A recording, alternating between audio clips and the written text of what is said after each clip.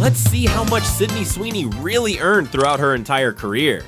Sydney Sweeney has become one of Hollywood's most talked about stars, but her journey to the top wasn't overnight, and the money she made along the way tells a fascinating story.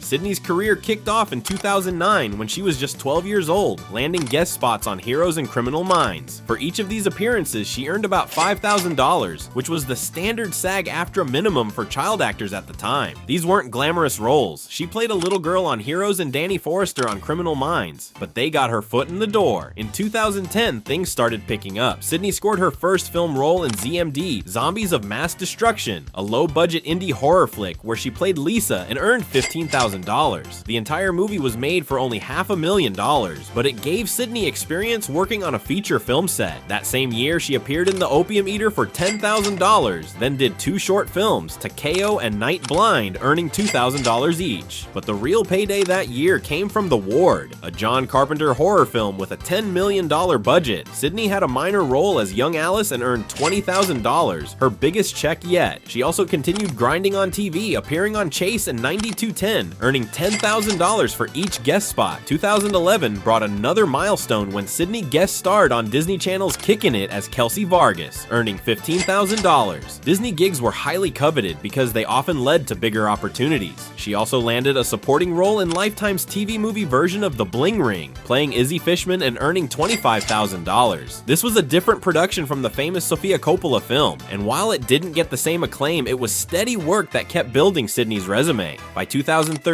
Sydney's film roles were getting bigger, and so were her paychecks. She earned $50,000 for Spiders 3D, a low-budget sci-fi thriller where she played Emily Cole. The movie wasn't a hit, but the pay was double what she'd been making just a couple years earlier. 2014 was a breakthrough year because Sydney landed her first lead role in Angels in Stardust. Playing Annie in this indie drama made for about $1 million.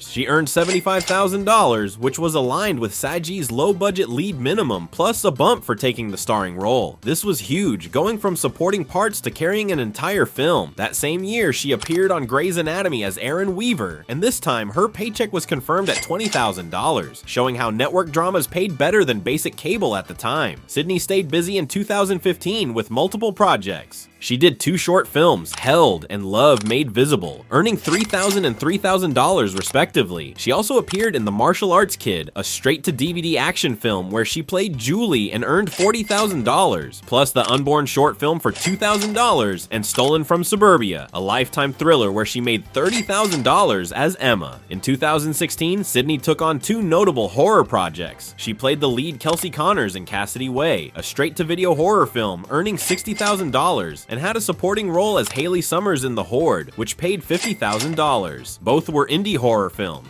2017 saw Sydney diversifying her work. She appeared in the comedy Vikes for $40,000, the horror comedy Dead Ant for $45,000 playing Samantha, and did another short film called It Happened Again Last Night for $2,500. On TV, she guest starred on The Middle as female student number 1 for $15,000 and had a more substantial role on Pretty Little Liars as Willa, earning $25,000 for that freeform appearance. She also did a web series called In the Vault, playing Haley Karen across 7 episodes and earning $35,000 total, which worked out to about $5,000 per episode. 2018 was the year everything changed for Sydney. She started strong with the lead role in Relentless, a straight-to-video thriller where she played Allie and earned $75,000, and another TV movie called The Wrong Daughter for $50,000. But then came her big breaks. She joined the main cast of Netflix's Everything Sucks as Emelina Dario, earning $150,000 for 10 episodes, which was about $15,000 per episode. This was her first major streaming series, and while the show only lasted 1 season, it put Sydney on the radar. That same year brought something unexpected, a small role in Under the Silver Lake, the A24 indie film. Sydney played shooting star number 2, barely more than a cameo, but she earned $100,000, which was confirmed. The film had a $15 million budget and was marketed as being in the vein of a Quentin Tarantino film, so even minor roles paid well. Then came 2 roles that would define this phase of Sydney's career. She played Eden Spencer across 7 episodes of The Handmaid's Tale on Hulu, earning $175,000, which worked out to about $25,000 per episode, but the real prestige came from Sharp Objects, the HBO miniseries based on Gillian Flynn's novel and starring Amy Adams. Sydney played Alice across 7 episodes and earned $200,000, roughly $28,000 per episode. This was an Emmy-contending show, and being part of that caliber of production elevated Sydney's status. She wrapped the year with the lead role in Along Came the Devil, an indie horror film where she earned $100,000. 2019 was pivotal. Sydney appeared in Big Time Adolescence, a Sundance indie that earned critical praise, where she played Holly for $150,000. She also led the indie drama Clementine as Lana, earning $125,000. But the game changer was landing a small role in Quentin Tarantino's Once Upon a Time in Hollywood. Sydney played Diane Snake Lake, one of the Manson family members, and her confirmed salary was $250,000. For a movie with a $90 million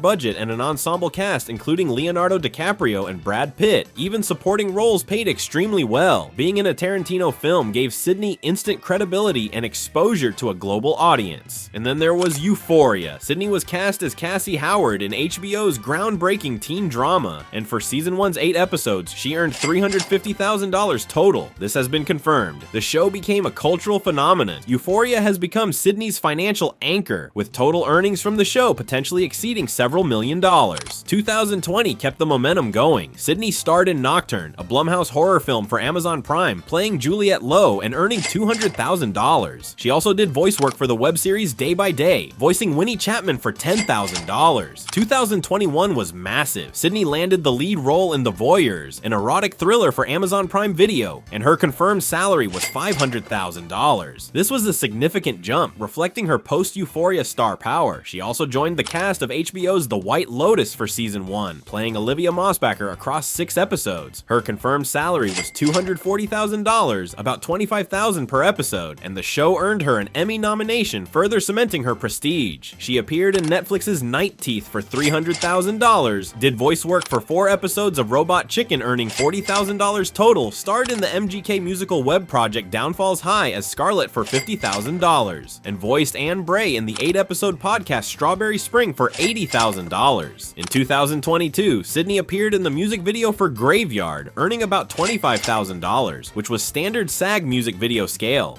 2023 was transformative. Sydney starred in Reality, an HBO indie biopic where she played whistleblower reality winner. Her confirmed salary was $65,000, which seems low compared to her recent work, but indie biopics often pay less upfront for the prestige and awards potential. She also led Americana, playing Penny Jo Poplin in this SXSW indie film for $250,000. But the real story of 2023 was Anyone But You. Sydney not only starred as Beatrice Bea Messina, but also served as executive producer on this Sony romantic comedy. Her confirmed base salary was $2 million, plus $250,000 as a producer fee. The movie had a $25 million budget, and here's where it gets exciting. Anyone But You became a surprise box office hit, grossing over $220 million worldwide. Sydney had negotiated 5% of net profits on the back end, which reportedly earned her an additional $2 million or more. Between her base pay, producer fee, and back end, Sydney made over $4.5 million from this one film. The movie's success proved she could open a film and completely changed her quote for future projects. Also in 2023, Sydney appeared in the music video for the Rolling Stones' Angry, earning about $30,000, an elevated rate for such a high-profile collaboration. 2024 solidified Sydney's A-list status. She appeared as Julia Cornwall in Madame Web, Sony's superhero film with an $80 million budget. Her confirmed salary was $750,000. While the movie didn't perform well critically or commercially, it was a strategic move that kept her in good standing with Sony for future projects. Next came Immaculate, a passion project for Sydney, where she both starred as Sister Cecilia and produced. Her confirmed salary was $250,000. This neon horror film had a $9 million budget, and Sydney took a lower upfront fee because she believed in the project and had creative control as a producer. Then there was Eden, Ron Howard's thriller with a $50 million budget, where Sydney played Margaret Whitmer in an ensemble cast and earned an estimated $1 million.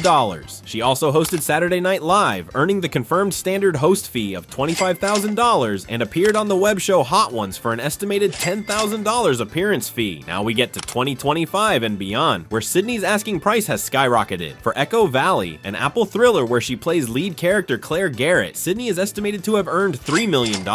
This represents a significant jump and puts her in the same salary range as other young A-listers like Zendaya. For the Christy Martin biopic Christy, where Sydney both stars and produces, she's estimated to have earned $4 million, plus producer equity and potential backend from awards buzz. Boxing biopics have awards pedigree, and Sydney's dual role as star and producer means she'll profit from the film's success in multiple ways. But the crown jewel is The Housemaid. Sydney plays lead character Millie Calloway and serves as executive producer on this Lionsgate thriller. And according to confirmed reports from The Hollywood Reporter, her salary is $7.5 million. This is Sydney's highest payday yet and places her among Hollywood's highest paid young actresses. Back-end deals are still being determined, but if the film performs well, Sydney could earn even more. Looking ahead to 2026, Sydney has been cast in The Devil Wears Prada sequel. While her role hasn't been fully detailed yet, estimates suggest she'll earn around $5 million. Franchise films typically come with back-end participation based on box office performance, and with Disney distributing, the profit potential is enormous. What makes Sydney's story remarkable isn't just the money, it's the trajectory. She spent nearly a decade grinding through guest spots, straight to video films, and indie projects, often earning less than $50,000 per role.